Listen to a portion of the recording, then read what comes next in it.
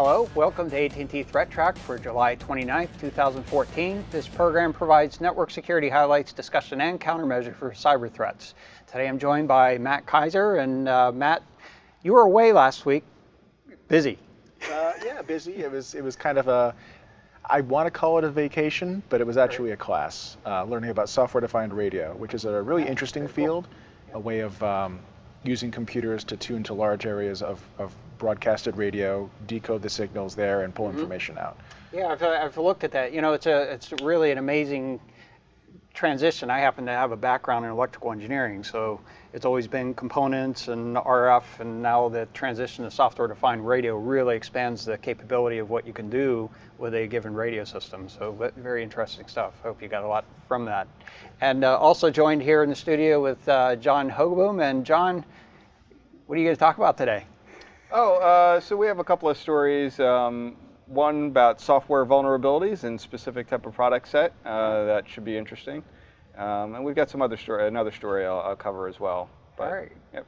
Okay, good. Well, I'm Brian Rexroad, and thanks for joining us. And I guess we'll go first to Matt here, and I guess HP did a little bit of a study looking at, we've been talking a lot about the Internet of Things, or the Internet of Insecure Things. So what can you tell us about their findings? Sure. So HP released a report, sort of a state of the Internet of Things report, and their numbers state that about 70% of the top most popular Internet of Things devices had some form of vulnerability, password vulnerabilities and things like that. Their methodology is a little interesting in my opinion. They took the top 10 devices, judged by whatever criteria they had, in a number of different arenas of Internet of Things type devices, and they actually took them to the workbench and gave them, well, the works, I guess you could call it. Tried to look at the web interfaces to them, watch the traffic going in and out of them. If they had cloud components, tried to audit whether or not credentials are being sent in the clear or not, the whole gamut. I find it interesting that they're throwing numbers around like 70% when they have a sample size of only 10, but I also understand that doing a penetration test, and it is a penetration test on devices like these, does take a lot of time. I would have liked to see a larger sample set and maybe some of the less popular devices in there as well. They didn't state which devices they chose, but if you take a look at their article, they mentioned 10 different categories, and they tested 10 different devices. So if you happen to know a little bit about each field, like smart thermostats, for example, you could probably pick out which devices they most likely tested. Right. So I'm actually a little surprised. I think you were a little skeptical about the 70 number. Why not 100? I mean, I would tend to think that 100% of them probably have some sort of vulnerabilities. Now the question is, do we know about it?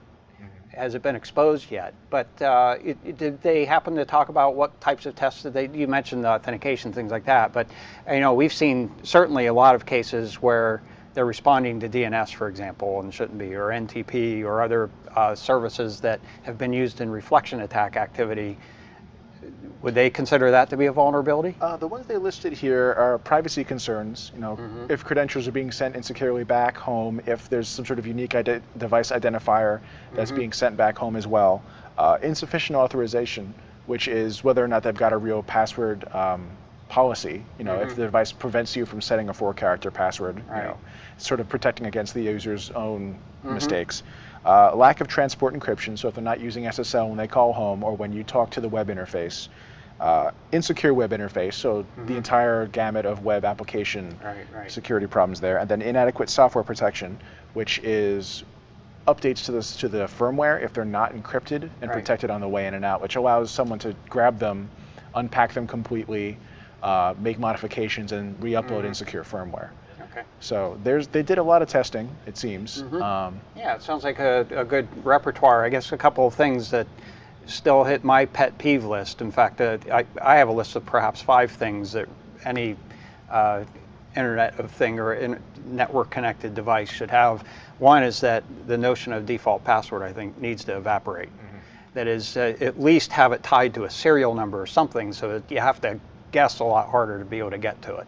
And then the second, ideally, you'd have actually a random password that's, if you lose it, you go back to the registration, or it's printed on a sticker or something on it, so that you have to physically have the device to know. And then the second one would be updates. Software updates need to be very simple. the notion of, download a file, put it here, upload it there, turn it off, reset, pray. It just doesn't really make sense to me. So it doesn't sound like they addressed those two topics. No. Is that right? It seems like they were going for a wide swath. They may have hit individual ones, but it's not listed here. But one thing I did want to bring up that I thought was interesting is that one of the authors of the study actually worked with the OWASP group, the Open Web Application Security Project, who is known for their top 10 OWASP vulnerabilities lists. Right. They now have a top 10 vulnerabilities for the Internet of Things list, which I think will go a long way in convincing producers of these kind of devices to make these sorts of changes in their products. Right. Okay. Good. So there's vulnerabilities per se, and it sounds like that was sort of the focus of their study. And but in order to make things more secure, it's more than just fixing vulnerabilities. And I think, for example, being able to update the software easily is an opportunity to be able to fix a vulnerability that's discovered perhaps later in the life cycle of the device. So very interesting. I think it's encouraging that folks are starting to pay attention to this, and we'll be able to proceed forward. Make some my progress. observation of it is there's a little bit of a twofold angle here. Like you said, some of the authentication mechanisms are not very good, but then I think there's also a lot of cases where users are making bad choices on how to set up and deploy these devices in their network. So they drop these, particularly with the security camera DVR systems, we know they just drop them in. They go to their firewall, they say, let me make this a DMZ device so anything on the outside can get into it, because it's too complicated for me to figure out how to do port forwarding or whatever. I don't know what their issue is there, but they open all the ports up, Telnet, SSH, the web interface, everything, so that anybody on the outside who's scanning could potentially find it and get into it at some point. Yeah, so absolutely. Well, a lot of these devices, they actually are made to be very user-friendly from a certain perspective. That's the initial configuration and working out. But then the user would never know, for example, if there's a debug port that's opened on it, or that there even was a need to have an update. Right. Yeah, So that's what I said. It's kind of a twofold. The user kind of making a bad choice on how to expose it to the internet, but then they don't have the insight. It's the vendor's fault for opening and exposing all these ports that probably the users are not aware are open on it. Right. But the bad guys an are. individual consumer shouldn't have to do a security assessment of a device they buy off the shelf. So, all right. Well, like I said, I think it's encouraging that some folks are starting to pay attention to this. Now, I think hopefully in the future they'll get a little more specific in terms of the reporting about, and perhaps maybe they're working with the vendors about these vulnerabilities so that they're not exposed prior to having fix opportunities for those vendors. So that's a good thing, absolutely. So the next topic here, I guess devices aren't the only thing with vulnerabilities associated with them. And so John, what can you good tell us? segue. So we talked about appliances and these Internet of Things devices being vulnerable to security vulnerabilities. Researcher from Coase Inc., I'm not sure how you pronounce that organization, presented a presentation at the SciScan 360 conference in China just recently, I think actually a few weeks ago, on some research he's done of antivirus vendors. So interesting, area to explore here. Antivirus, a lot of us run it on our machines, and oftentimes these antivirus software programs have elevated privileges. Usually they're running a system or root, whatever you want to call it, on the system so that they can do what they need to do to protect the system. Right. However, they're not infallible either. So that is one of his findings here. So he found found vulnerabilities in 14 different antivirus vendors. It's a pretty extensive set of slides he has. I'd recommend you go check it out to find out which vendors have issues or which ones are the most egregious types of vulnerabilities. But he pointed out a lot of the interesting failures or things that probably are expected when you really think about it, but probably the low-hanging fruit, so to speak, of the types of vulnerabilities found. So number one, like I said, requiring overly extensive privileges. The software is running a system. Coding bugs, so we found just in general poor coding where you'd get either buffer or integer type overflows that could be leveraged to execute some kind of do remote code execution or arbitrary execution of code. OS kernel drivers that have elevated privileges that you can do local privilege escalation through by kind of tricking them or injecting into them. The other interesting one, file format parser bugs. I know we've seen that a lot with various things. So either maybe you've got a signature that you receive from an antivirus vendor and you load it in. Well, they have to parse that file that they have, and if you make a rogue one or try to mess around with it in a format that they don't expect to get, it can cause a problem. They also noticed one vendor with just a regular executable, somebody had modified some of the header information in a real executable such that it tripped up the antivirus to crash because it wasn't expecting.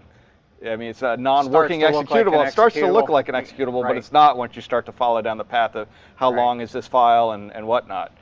The other interesting things, not signing the product updates. So a lot of vendors just grab the product updates over HTTP, not even encrypted, plus they don't even sign any of the code updates so that you know it's coming from an authentic source, which certain actors have leveraged both of those in tandem to kind of do a man in the middle and inject their own information back to the end client. Take out all the signatures for their own malware, right? Right, yeah.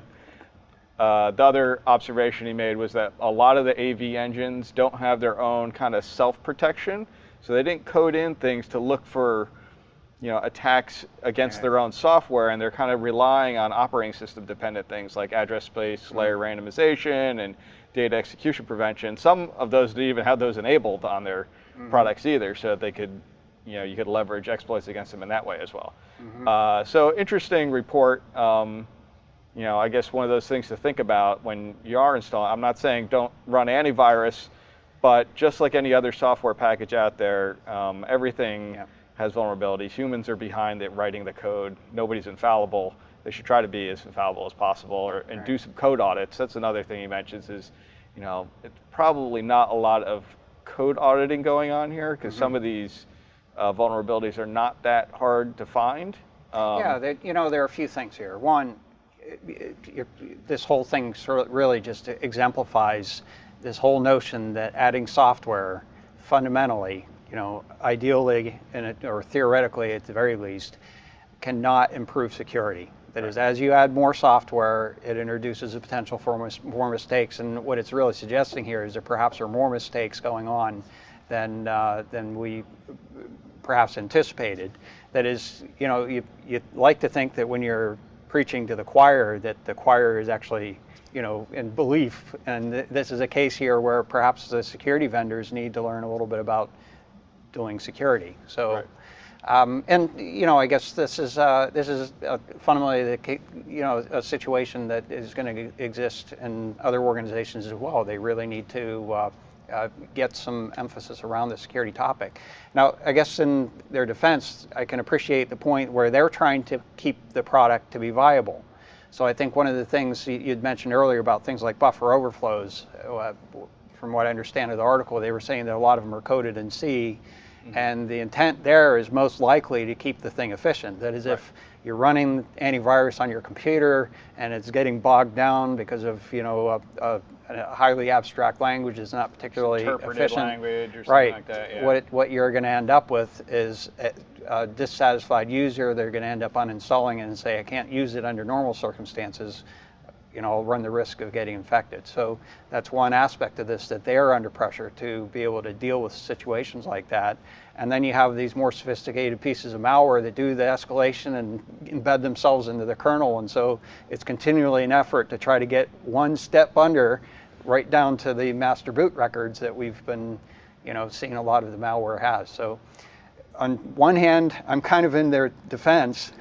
On the other hand, it's actually a very good example of where security is really important. Right. I think that's a really good. Yeah, it's a really good presentation study. too. I'd recommend people go check it out because he's got a lot of interesting slides. Describes how the different types of exploits against the different antivirus engines and how you would go about it. So it's interesting. Very good stuff. So Matt, let's go back to you here, and I guess there's always somebody trying to be an imposter of some shape or other. And who would have thought they were trying to be like Google? Well, everyone wants to be like Google. But here in particular, people are trying to be like the Googlebot. Right. And Googlebot it's basically the bots that Google uses to spider different websites, build out its record of what sites are where, and give you the results that you get when you go and use Google as a search engine.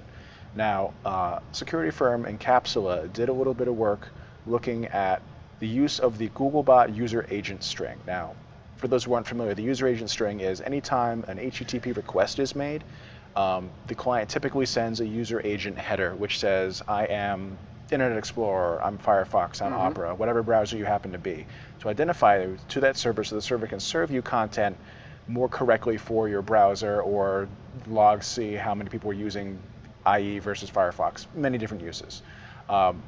Turns out, according to Encapsula, that about 4% of the requests that they saw that claimed to be the Googlebot were not. They were imposters. Now, it's interesting that they found this out because there are many reasons why someone would want to look like the Googlebot. Some websites behave differently when you reach them as Google. For example, if you want your website to be indexed fully by Google to bring people to your site, but then maybe you'd want them to hit up against a login page and say, well, you're not logged in, so you really actually can't browse it as a user. But Googlebot would be able to index all of it because it's Google. So effectively an authentication bypass, or at least, perhaps in a weak way. In a weak way it is. Right. So there are lots of little leniencies that websites will give to Googlebots to allow them to enable to bring up their rank on Google. Unfortunately, people are using it for things like spam, DDoS, scraping of content, and other pseudo-malicious but not quite malicious uses. DDoS is kind of interesting because I suppose the point is that you wouldn't want to filter out, even if you're in the middle of a DDoS attack and you're handling tons and tons of requests, you still want Google to be able to scrape your site because you don't want to be losing out in the rankings. Now, they had some suggestions. First off, some Googlebot fakes are poorly coded. If you take a look at the other headers in those fields, you can see clearly that this is not Google. It's some sort of custom code. Other suggestions would be to take a look at the originating IP or AS number, because Google owns very specific sections of the internet and not other ones. So if you're seeing something coming from some home connection, most likely it's not actually Google. There are other ways to tell the differences. Rate of connections, things like that. So it's not impossible to tell these imposters from the real ones, but it will take some work. And that's part of how we make a living, right? Looking for the subtle differences. And it is actually, and that's a good example you pointed out, that whereas they may be using the indicator, that there are other things in the coding that are indications that it is an imposter. And that's quite often the case. Now, obviously, if the attackers want to get very sophisticated about their activities, they would have the opportunity to try to mimic things better, but inevitably that there at least are some things that you can pick up on that are useful. But as you point out, you have to really study it. You have to have a good understanding of what is normal and to be able to differentiate the two. It's going to be a cat and mouse game, I believe. But the end thing is that even if they try and look as much like Google as they possibly can, they've got another ulterior motive that they have to act on, otherwise there's no point to it. So up until the point where they take that action, they may look completely like Google, except maybe for the IP address ranges. But it's as soon as they do that, they take that action, that maybe you can stop them at the last second. Now, I guess they allude to spamming and DDoS attacks. I was kind of trying to understand a little bit better. I mean, is it the recipient of that traffic that is of that spidering, or is it that somebody could be able to use your website more effectively for other types of attacks? I believe my understanding of it is that for spamming, at least, using the Googlebot may bypass certain web application firewalls and certain tricks that are being used to prevent, people pounding on the site and trying to push things into comment fields, or you see comment spam all the time, that kind of spam. As for a DDoS, like I said before, if you've got a huge volume of traffic coming to your site, you want to still be able to host your site and provide service to legitimate users at the same time that you're filtering out and blocking all the malicious stuff. And a Googlebot request may look more legitimate to whatever system you're using for DDoS defense than some randomized user agent or something that's supposed to be a browser. I had an organization that was basically suggesting some type of a mechanism for changing the way a network looks to be able to protect it. And I guess my observation has been, and I think you'd agree, is that the more and more of the attack activity has been not necessarily an exploit, but abusing an application in a way that you really hadn't previously anticipated. And so it sounds like this is basically a case like this where they're trying to abuse the application, and on top of that, using this as a little bit of a lever to get relief. Sure. Sound right? All right, good.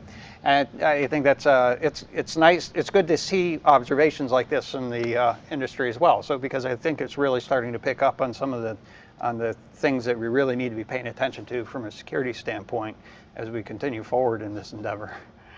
So now, I guess on a good news level, we're celebrating an anniversary in effect. Happy birthday. Happy birthday. To the stateful firewall, yeah. Yeah, absolutely. So, actually, Intel put out a kind of history chart. It's kind of a nice little histogram of the evolution of the firewall. And it's an interesting little chart to look at to kind of see how we got to where we are today from the very beginning of things. I highlighted a couple of the interesting items here. So the first stateful firewall was in around 1989. I actually remember those days, dating myself. And it's kind of engineered out of AT&T Bell Labs, where we come from.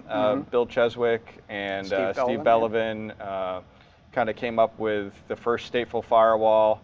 From there, and in terms of prior to that, there was a lot of things going on of just kind of port filtering or IP filtering, where they didn't really kind of keep track of the state of the connection, was a SYN sent and a SYNAC received, and those kinds of things. And this was kind of the first evolution of that. Let's try to figure out if the connection's for real or not. Right. And we've got some state here.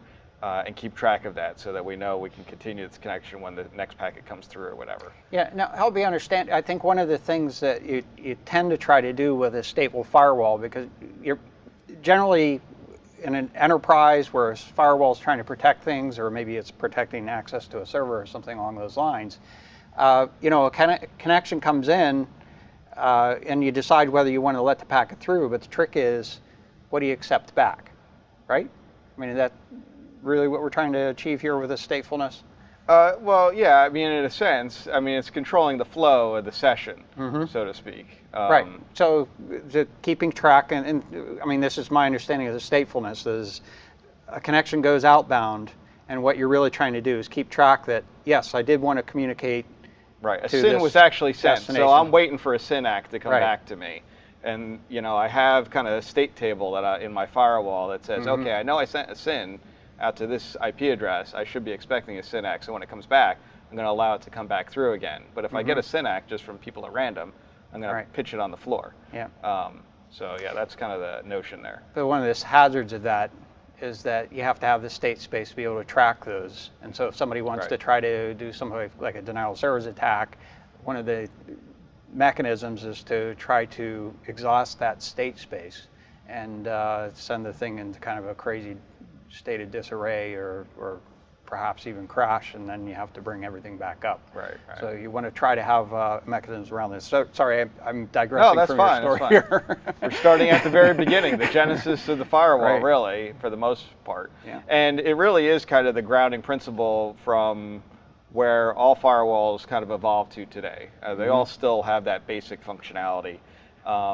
Things, evolve beyond that to things like application level firewalls in the 1994 timeframe. Those are the things like proxies, reverse proxies, things that are looking at the application layer, not just the TCP or the IP layer down there. It's really looking at the application layer, what's happening, what the requests are, should I allow this through or not. And then in 1998, one of the big revolutions, I think, was Snort, open source project came out with their IDS, some IPS functionalities that could be done with that, and other products that evolved out of that space, which are real signature-based things. So they're really in that DPI kind of thing where they're looking in the packets, trying to figure out, is this a known vulnerability that someone's trying to leverage against me here? If so, I want to drop this packet, or I want to do something based on seeing that. 2003, next generation firewalls, next generation.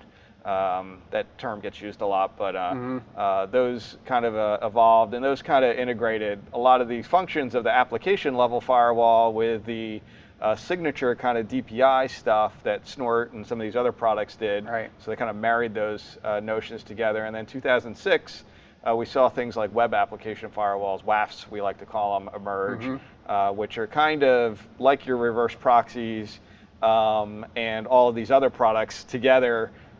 In addition to looking for things like SQL injection, cross-site scripting, so they have some kind of intelligence where they're not looking for static signatures, but they're looking more behaviorally as, does this look like something fishy going on here in the way they're trying to interact with me? So really escalating into that application layer higher and higher to defend whatever's behind it that they're trying to protect. One of the things that I've kind of felt there's been a bias in the past that, the firewall kind of sits on the edge of the enterprise and is mostly allowing the trusted internal users to go out to certain places and get stuff back. But I think it was that sort of the WAF, the web application firewall, that really kind of is specialized toward a server and allowing only, or more so perhaps filtering out the bad stuff that you don't want to get in, the injection attacks and that. Right, protecting some kind of server or device that's servicing things as opposed to protecting an enterprise where you have a bunch of users egressing out of your network or something. And firewalls had always been used for that application previously, perhaps not a stateful one, but certainly to control which ports the applications were exposed to or the servers were exposed to. But the notion of actually filtering what goes into the application itself, the URLs, and the content associated with those, I think was a shift. So. Right.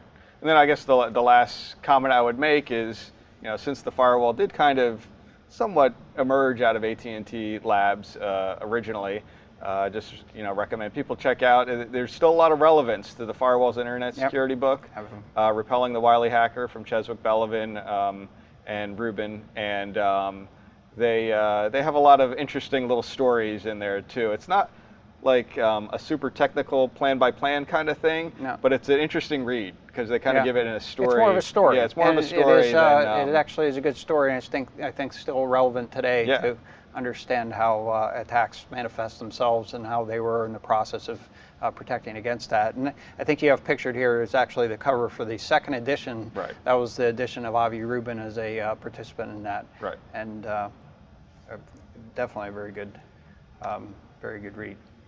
So let's, I guess, shift back to you here, Matt. And I guess the story headline here is that this could allow millions of infections.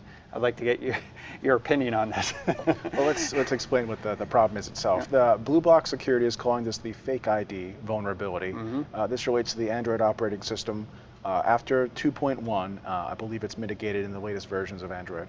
But what this is it's a vulnerability in how the certificate checking is performed on certain pieces of code within Android. Certain vendors are allowed a little more leeway in the permissions that their applications have within the operating system. And they're very specific vendors. But what it seems is that after 2.1, the certificate checking that validated that applications really belong to these vendors was not being done properly. So there is a mechanism by which you can sign an application using a fake certificate, somehow tying it to the actual vendor certificate, and then the validation is performed improperly, giving your application the same rights as if it belonged to one of these trusted vendors. And apparently some applications have some special privileges. Yep, so some of them have special privileges within the operating system. One in particular, I can't remember the name of the vendor, has rights to use the NFC readers on some phones. NFC being the near field communications, which is used for payment systems, a number of different applications. Typically a very trusted function within the phone. Right. So it's akin to super user, if not admin, right? I would go as far as to say power super user at least. Power user. Power user. So they're given special privileges to the applications. This is a case where you kind of fake out who you are in terms of the application owner or the provider, and able to get some privileges that you wouldn't necessarily have otherwise. Now, but there still is a need to distribute this, Get it on this the malware device. Somehow. Correct, and Google is aware of the issue. Blue Box reported this to them back in April. Google has been sending out patches, and I believe at least one vendor has actually started pushing those patches to their users for those devices, which is great. Good. I mean, the patching process has been done correctly here. So kudos to everybody involved. If you were to distribute this, I believe Google is very aware of this at this point. I can't see this making its way into the store, the Play Store. Right. So the most likely place you would catch something like this would be in a third-party app store. All right. So it is conceivable that, considering there are basically perhaps billions of devices out there, or getting on the order of high hundreds of millions, there is a possibility, and that's globally, that there would be a possibility of getting some significant number of devices infected. But I suspect that millions is perhaps a little bit of an exaggeration. I mean, you need a headline to really capture people's interest, right? And the devices are, to be fair, unpatched and therefore vulnerable. It's the situation which you'd have to place the device into that drastically limits the number of devices that I think are really, I can't say vulnerable or susceptible, but likely. And I think that's testimony for the notion of security in layers. It is to not depend on any one mechanism to protect. They could have made the option that this signature on this software is the only protection, and you can get it from any place without any other controls. But they are putting other controls in place to help to protect against situations like this. And I think that's a very healthy trend that's come along, at least in the mobile device space. We're really worried about, the proliferation of large numbers of devices compared to computers, and having the potential to create havoc from a malware point of view. It certainly is still a possibility, but to a large extent, this has been a pretty decent environment in terms of curtailing or suppressing the opportunity to get large deployments of any given piece of malware. So we hope it continues that way. All right, so let's take a quick look at the internet weather for the last week or so here. And I guess what I'll point out right up front here is that if you've seen last week's report, there's going to be some subtle differences here, but not really fundamentally changes in the types of activity we're seeing here. So what I did is I took a little bit of a different perspective. So if you want to look at last week's or perhaps even the weeks before, you'll see a lot of the same themes, but again, a little different perspective here. So first one here is scan probes on port 53 TCP, that's DNS. And this is one where we've kind of suspected that the activity was an attempt to map the domain name space. I'm not so sure that that's actually the case here now, based on the additional information and some additional analysis here. This activity is primarily a single source in China, and the same source is actually scanning a number of other ports, port 21, 22, 23, 25, 53 as we mentioned here, port 80, 443, 3389, and 8080. So that suggests that it's looking for an array of applications and perhaps isn't really doing a domain space mapping so much as it is perhaps looking for popular ports that may have sources of data. So that's sort of one observation here. I guess the second observation is that whereas we've seen sort of periodic scanning activity on a daily basis, it's not exactly daily periodic activity, and it looks like it's working on perhaps a bit like a 23-hour interval. And there is some benefit to doing this if you're scanning the internet. That is, in certain parts of the world, you're likely going to have machines that are turned off at particular times of the day. And so by rotating, basically doing sequencing on a shorter than 24-hour interval, it allows you, and you wouldn't want a multiple 24, but something that's sort of mutually prime. It gives you the benefit of basically rotating that scanning through the hours of the day and still having the benefit of some time in between to either maybe crunch the data or do other processing, or perhaps just lay low for a while. So we're continuing to see this activity. I'm showing 10 days of activity so you can kind of see that sequencing of activity as it's going along, and how it at certain points here in the middle of the graph, it's aligning directly with the beginning of the day, where at the edges of the graph, it's kind of midday that activity is taking place. Next item here is there's a somewhat similar theme. It's scan probes on port 53. It's actually a part of the same activity, in fact. What I wanted to show you is sort of the correlation between some of the ports that are taking place. So as I mentioned, scanning on port 21, 22, 23, 25, 53, 80, 443, 3389, and 8080. Now, a lot of those ports have too much activity on it to really see the effect of the scanning activity from this particular IP address. But so I picked out a few of them here. That's 53, 21, and 25 that don't really have a whole lot of scanning activity on them. And you can see there's a very close correlation in the activity there that is not exact all the time. You can see that there's actually, for example, there's some differences in time where they're doing the scanning on some of these ports, but certainly there's a strong correlation in the behavior. So they must be watching the show. These are the ones that are in our hit parade every week. Could be watching the show and port 5900. Yeah, come on, guys.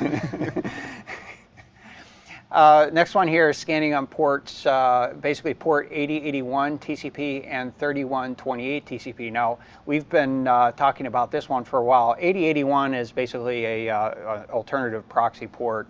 Not a particularly popular one, but it's certainly one. 8080 is, I think, a more popular port for that. And then 3128, as John has rightfully pointed out a number of times, is associated with Squid proxy. It's curious to find that actually most of the sources that are actually doing this scanning activity are one and the same. That is, it's the same group, and they're actually scanning 3128, 8080, and 81, and also scanning port 80. I didn't include that for the analysis here because it just tends to confuse the situation. Same thing, there's so much activity going on port 80 that's it's really difficult to sort of report that. Now, what we're looking at here are actually the number of sources that are doing the scanning activity. So similar to the previous case where we had a single address doing scanning on a set of ports, this is a case where we have actually a whole array of source addresses that are doing the scanning, starting and stopping effectively at the same time. So there's sort of a botnet associated with this at the very least. And you can see that there's, again, a big, strong correlation between the ports that we're showing here. That's 3128, 8080, and 8081. Now, 8080 has a lot of other scanning activity. You can see the regular noise level. That's the red line here. And then the 3128 and 8081, they're actually overlapped to the extent here that you can't even really tell that there are two lines here, but there's actually a blue line and a green line that are overlaying on top of each other here. So very strong correlation in activity that we're seeing here. And I guess what we have suspected is that they're actually looking for proxy activity. And John, I guess I'll defer to you. Yeah, so I took a look in our honeypots this morning when Right. you had pointed this out to me. And you know, in the 8080, 8081, 3128 space, I was looking at these Chinese IPs coming in the same ranges. There's several of them involved. Mm-hmm. But across all of those ports, we had seen these requests for this particular URL. And it looks strange. However, it's for hotel.qunar.com with some parameters at the end there. The reason they're doing that, I suspect, is not so much anything special with that particular URL other than they know what to expect if they go to fetch this URL, and they're doing it in such a way that they're asking it as though it was a proxy. So they're saying get with the full URL there. A proxy would, fetch that for you if it was a real proxy. A web server would say, I don't know what that is, and give you a 404 response back. So, basically they go ask for this URL. If they get it back, there'll be certain things that they know to look for in the response, the body to say, okay, I actually got it back. Let me mark this down. This is a real proxy. And then they'll probably use that for something later on as part of their proxy network that they're putting together. Yeah. Other people have been talking about this on the internet as well, that they've seen these types of probes coming in as well. So they could use any website for this sort of test, right? Yeah, they could. They could. And for all I know, I'm not familiar with this particular website. However, it looks kind of like maybe a Priceline equivalent in China kind of thing for hotel and transportation, airfare type thing. So maybe that's really popular over there. Just like, it would be like an actor here in the US using a very popular travel website like for their own purposes. Or like Google, anything like that. Whereas over there, maybe that's real popular as well. I don't know. Could be. Yep. Okay. So going on to the next item here, scam probes on port 1900 UDP, that's SSDP, which we've talked about this one a number of times as well. This is one that we generally associate this activity with, it has the potential to be used in reflection attacks. And so basically some security research organizations have been deliberately probing this port to see how many devices are accessible from the internet responding here so that we'd have an assessment of what the risk is from a from a reflection attack capability might be. We have not seen reflection attack activity, or at least nothing that would be significant associated with this port. The one thing that's changed here is that where we used to see a U.S. Basically security service company doing this probing activity, we also see a Russian company doing that as well. But they both appear to be legitimate security service companies that are doing the majority of this probing, not necessarily the whole of it. So I would generally define this activity as innocuous, even though you'll probably start to see a Russian IP address in that probing activity if you're watching it. Yeah, if you have that port open, it's certainly probably hard to know that you have it open, at your perimeter or whatever, but you probably want to close it. Yeah, if absolutely. you have it open. Yeah, because it could be used as part of a reflection vector at some point once bad actors should use it for that purpose. Yeah, but that makes me think back to our Internet of Things discussion Right. earlier. But okay, next item here is scan sources on port 808 TCP. That's Microsoft Net TCP port sharing service. And so basically this is an application that allows you to have more than one application share the same port. It's kind of a way to subvert firewalls. Or even proxies. Subvert's probably a long word here, or a strong word in this particular case, but the intent here is to be able to have multiple applications to be able to operate on the same port. But ultimately what this amounts to is, I guess somebody's looking to see why there might be, or to see what applications might have this exposure. It's not a significant amount of probing activity. There are occasional cases where I would describe it as aggressive probing, but it's predominantly from a single source in China that's performing this activity. Interesting that it's 808 and it's one character off from something like 8080 or 81. Well, I wouldn't rule out the possibility that somebody might be probing, there might have been a typo or something along those lines. Although, if you look at the activity here, it is spurious enough that you would expect there's probably something behind that. I'm not sure how consistently it's been the same source that's been doing this. We'd have to take a little closer look, but for the most part, it's not none, and none is.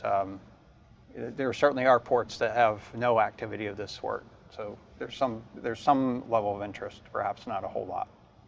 And so let's take a look at the top 10 most probed ports here. And basically at the top of the list, we have port 22, followed by port 23.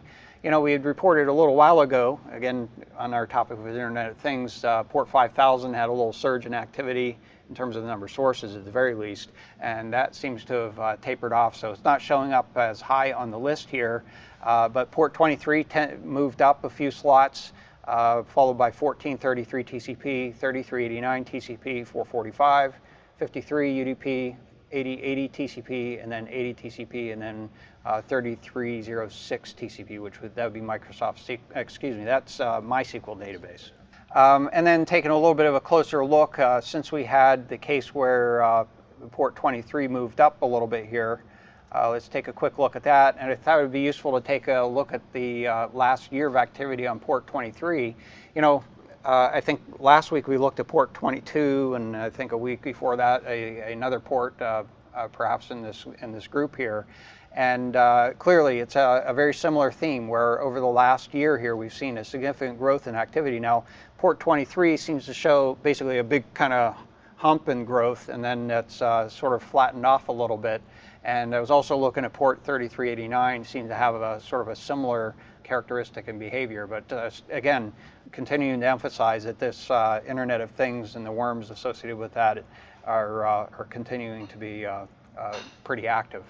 Next item here is the most sources doing that probing, and at the top of the list we have port 443 TCP. This is a continuation of the activity we had been reporting earlier. That is, most of the sources, almost all of the sources are in Argentina. Not a lot of probing associated with it, but certainly a lot of sources associated with it. Followed by port 23, we just talked about that one, 445 TCP, 80 TCP, 8080 TCP, and then 2715, which is an innocuous set of activity, and then we talked about earlier the 8081 activity and the 3128 activity as well. So they all made it into the top 10 list. That's our show for today. If you'd like to get in touch with us, you can email us at threattrack@list.att.com. To get a notice of new episodes, follow us on Twitter. Our handle is @ThreatTraq. ThreatTraq videos available at att.com/ThreatTraq, as well as on YouTube at the AT&T Tech channel. There's also an audio-only version on iTunes. I'd like to thank you for joining us today. Thank you, John. Thanks, Matt. I'm Brian Rexroad, and we'll be back next week with a new episode. And until then, keep your network safe.